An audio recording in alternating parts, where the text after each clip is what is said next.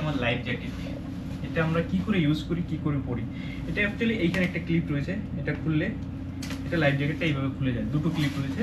তো এটা খোলার পরে না আমরা এইভাবে, এই যে এইভাবে পরে, এইভাবে এটা পরে নেব। এটা পরে নিলাম, এটা পরে নিলাম, আর এইটা একটা বেঁধে নিলাম।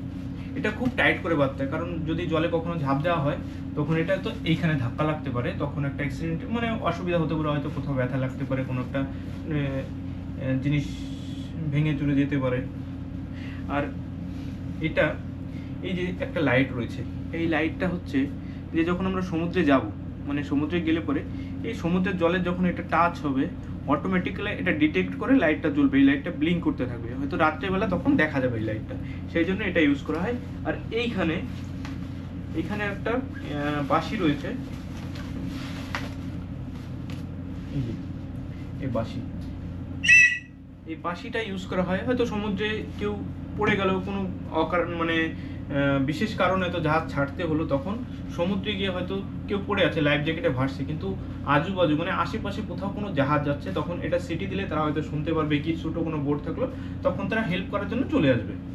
তো এটা ছিল লাইফ জ্যাকেট। আর এরপরে দেখাবো আমি ইমার্শন শ্যুটটা। এটা খুলে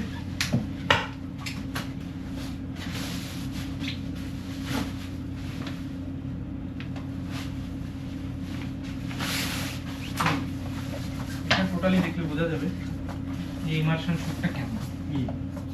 এটা হচ্ছে ইমার্শন শ্যুট। তো এটা আমি একটু পরে দেখাবো। এখানে একটা বেল্ট রয়েছে, এখানে চেন রয়েছে। এটা অ্যাকচুয়ালি বসে পড়তে হয়, বাট আমি এখানে দাঁড়িয়েই পড়ছি।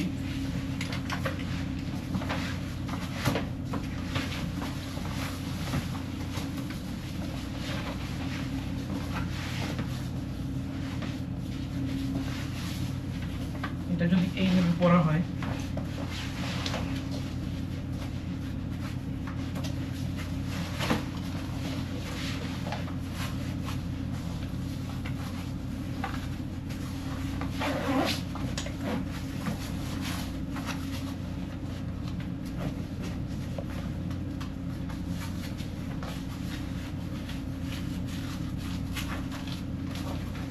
এটা অ্যাকচুয়ালি এইভাবে পড়তে হয়। এটা পড়ার একটা নিয়ম রয়েছে, মানে 2 মিনিটের মধ্যে পরে এটা রেডি হতে হবে। আর এটা পড়া খুব টাফ।